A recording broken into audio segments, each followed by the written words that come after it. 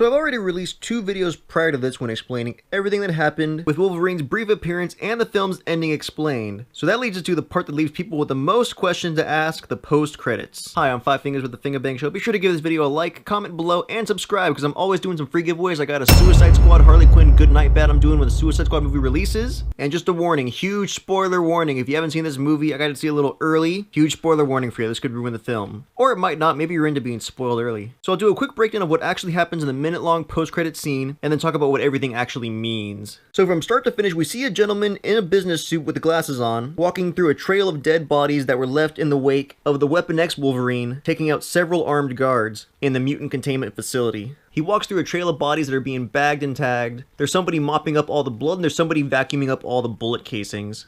The gentleman in the suit and with the briefcase goes into the facility's lab to grab a vial of blood labeled Weapon X. This was, of course, the codename given to Wolverine's character we see in the film, with the pseudo-electronics all over his body. He also grabs some X-rays. X-rays like the ones we saw in X-Men Origins Wolverine when he's getting his adamantium at the Weapon X facility. In one X-ray, if you look closely, you'll see some sort of a cowl around the eye sockets. This could be a mask for X-23. This could be the mask that X-23 has before she fully becomes the female version of comic Wolverine. Now, if you're unsure on who X-23 is, she's a female clone of Wolverine, so technically they are family. They are blood, at least once presumably the blood, and whatever the other vials are used to enhance her abilities even further. I don't believe the other 3 vials are different mutant bloods. I mean, maybe it could be like the clear one could have been like spinal fluid, the green one could have been like stomach bile, the orange maybe like Sunny D. I honestly have no clue. If you think you know, please be sure to comment below. And the big reveal at the end of the trailer as the briefcase closes, we see Essex Corp on the briefcase. Now, what does all this mean?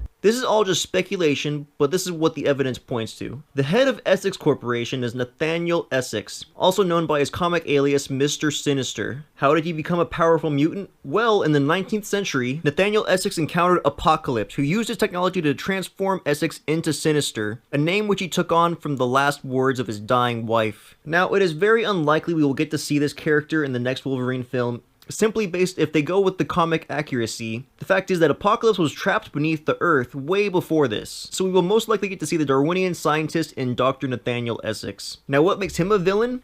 Well, while he was obsessed with Charles Darwin's theory of evolution, he felt that Darwin and his contemporaries were shackled by too many moral constraints, and that if he wanted the field of science to expand, they had to go beyond morality. Dr. Essex dreamed of bringing the perfection of the evolution of the human race to the masses, this being introducing the mutant gene to everybody. Now, what does that have to do with X-23, aka female Wolverine? Well, it's safe to assume that he's already a well-established doctor, and now he wants to use Wolverine's DNA to craft his own assassin in X-23. Now, the movie can go a couple different directions with this. He can create her for the purpose of collecting more mutants to further his research and to enhance his own abilities by using their mutant DNA, or he could use her to take revenge on everyone in the medical community that mocked his practice, or there may just be a grudge he holds against a current X-Men member that we don't know about. Another confirmed character in Wolverine 3 will be actor Richard E. Grant, playing Dr. Abraham Cornelius. He is one of the head scientists in the Weapon X program, and will most likely oversee all of X-23's procedures. Among other rumors is that they'll use bits of comic story from the Old Man Logan comic series. But in this series, this would mean that all his current X-Men friends have died, so unless this is in an alternate reality, I'm still skeptical as to how much they'll actually use. What I believe is Hugh Jackman will just retire the throne of Wolverine in some glorious epic fashion, and pass it down to X-23, adding another strong female mutant to the X-Men team. That's all I have for this. If you found anything out yourself, be sure to comment below, we'll talk about that. Like I said before, be sure to be a subscriber if you're not already, for a chance to win some cool free giveaways like the Harley Quinn bat the day the Suicide Squad releases. And as always, this is 5 Fingers with the Finger Bang Show.